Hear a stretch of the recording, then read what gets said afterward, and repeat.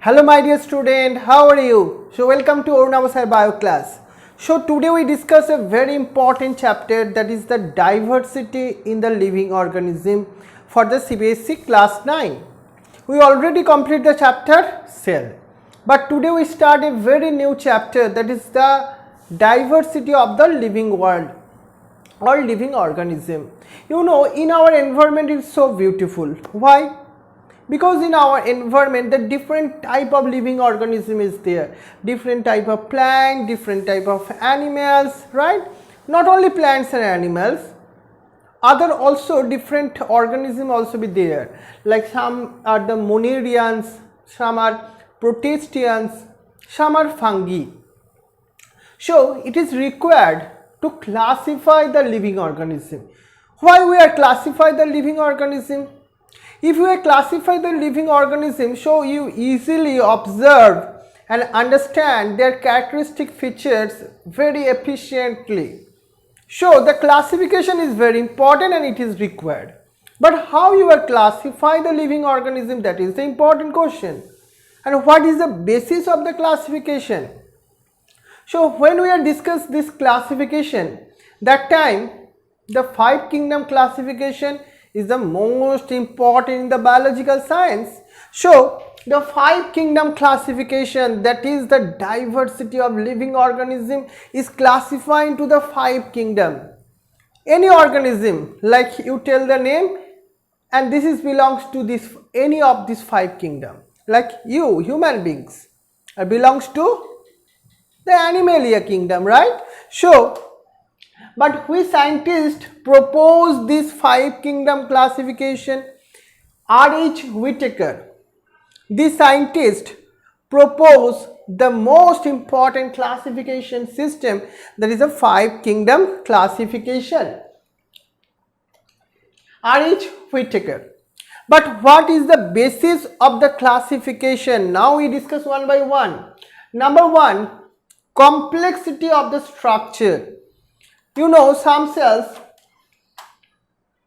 and their body structure. Number 1,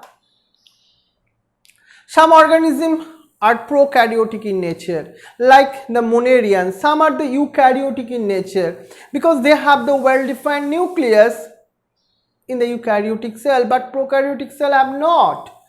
According to this complexity of the structure and what's their body organization, we classify the living organism. That is the first important basis. Next one, like in the human beings we have a complex organ system, but in the porifera group they have not this type of system. Another one criteria, that is the mode of nutrition, that is the most important. Why? Because you know why it is most important tools for classification.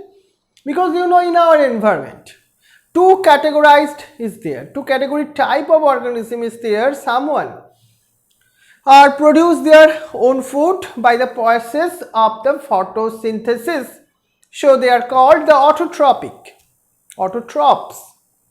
On the other hand, some animals cannot produce their own food, so they are called the heterotrophs, like the human beings. We cannot produce our food, so we are dependent on others.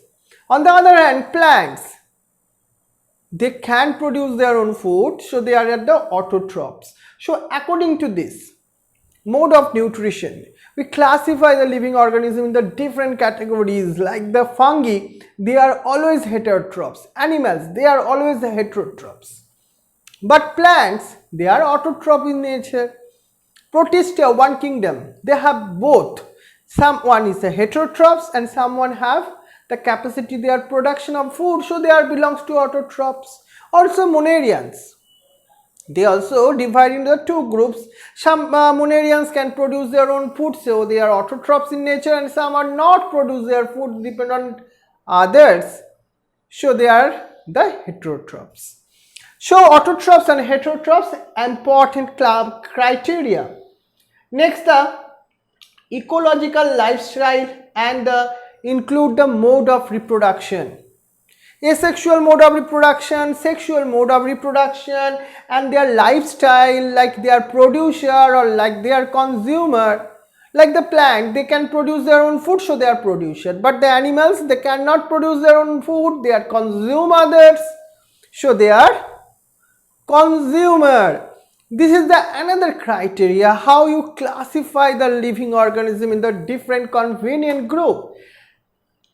So this is the different criteria, but another one that is the most acceptable system and that is most important in recent years, that is the phylogenetic system of classification. Phylogenetic type or phylogenetic relations or relationship is the most important, but what is the mean by phylogenetic? This is the evolutionary relationship. In every living organism have the ancestor. We also have an ancestor. Also birds, they have an ancestor. Right, when we are study the ancestor, when we study the evolution, that time it is the most important tools of the classification. When we are classify the vertebrates, that time we find out our ancestor at first time grow in the water like that of fish, right? And in the ancient time, the archaeobacteria is the most important fast living organism.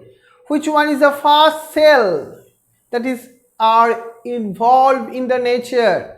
And from that point, the evolution and adaptation, advancement is happening. Show the living organism like the humans are now present in the world, but this is the for evolution.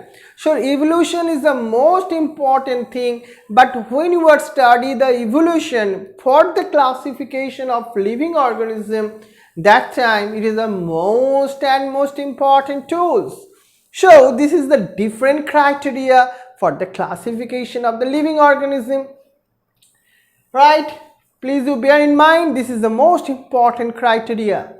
Now we discuss what is the five kingdom classification and what is the five kingdom. You know, I think that is the monadians, protistians and protista, plant, animal and fungi.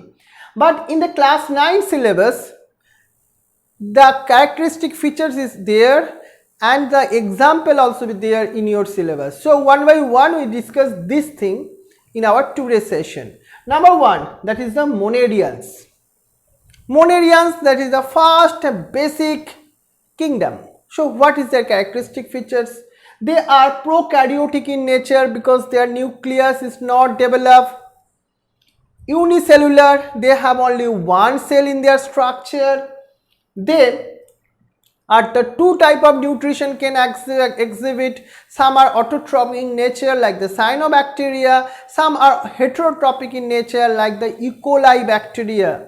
Next one, some have the motile because they have the flagella and some have not the flagella. And next one, they generally reproduce asexually. Sexual means of reproduction also be there like the conjugation, transformation and transduction. But the asexual mode of reproduction, that is the binary fission, is most common in the case of monadians. But example, you tell it that some example like the bacteria, right? Bacteria is the example of the monadians. Next, that is the protista. Protista are the eukaryotic because they have the well-defined nucleus. Next one, but they are the unicellular, only one cell is there. They are, most importantly, their nutrition is very diverse. Some of the protistians like diatoms, they can perform the photosynthesis, so they are autotrophs in nature. But plasmodium, they cannot synthesize their food, so they are heterotrophs in nature.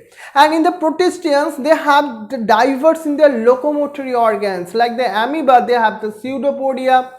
Paramecium, they have the cilia. Euglena, they have the flagella. So they have the different locomotory organs in the protisteans group. Sexual and asexual both type of reproduction can be observed in the protista. So example, diatoms, dinoflagellates, plasmodium, trypanosoma, right, euglena. So lots of difference, lots of example is there. You bear in mind 2 or 3 example. Now the third kingdom, that is the fungi. Fungi are all the eukaryotes because they have the well-defined nucleus. Next one, they have most commonly they are the more than one cell is there, so they are multicellular in nature, like the mushroom. But exception also there, like you know the yeast, Saccharomyces cerevisiae, that is the scientific name of the yeast. They are unicellular in nature, that is the exception. But most importantly, they are heterotrophic in nature. They cannot produce their own food because they have no chlorophyll. They are reproduced both asexual and sexual means. And the example, like the yeast, like the rhizopus, like the mushroom, aspergillus, trichoderma, lots of example is there. Now is the plant kingdom. Plant kingdom are most commonly they are eukaryotic in nature. They have well-defined nucleus. They have the multiple number of cells, so they are multicellular. They are more commonly, most important, they have the chlorophyll, though they can perform the photosynthesis, so they are autotrophs, very important point. Next one, they are reproduced both the vegetative means, that means the asexual process, and the sexual means also. And the example, you know, mango, rice, wheat, there are lots of differences there, example is there.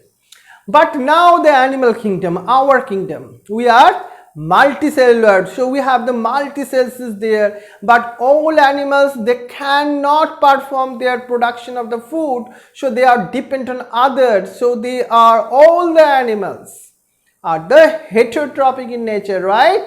And the animals, they generally reproduce sexual process. Some are able to asexual, but most commonly they follow the sexual means. An example, you know already, the Porifera groups like the sponge, hydra, echinodermata groups, that means starfish, human beings, fish, lots of example is the animals. So this is the 5 kingdom classification. All of the students are requested to please bear in mind 3 or 4 characteristic features of every kingdom and bear in mind 2 or 3 example, right? So this is our class for today's session. I think you are easily understand all of this topic that is we discuss in our today's session. But next 2 week it is your exam time, and this exam is very important. We take the 2 type of exam for you, that first day, but that means the next week same time, that is from the time is the 7 o'clock. In the 7 p.m. the MCQ type, that means the Science Olympiads type of exam is there in CBSE 9 syllabus. CELT is your syllabus. Another one, 5 kingdom system, that means the diversity of the living organism up to this 5 kingdom classification. This is your syllabus, but after next week. So next week is as MCQ type of question for the Science Olympiad exam pattern, but after next week same time your exam for the subjective test.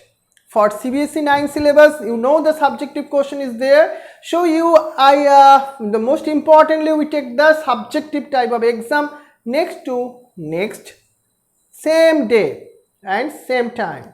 So wish you best of luck, and this week is the exam and next week is the exam time. So please carefully read all the biological chapter syllabus and carefully doing the exam. So thank you very much, and wish you best of luck.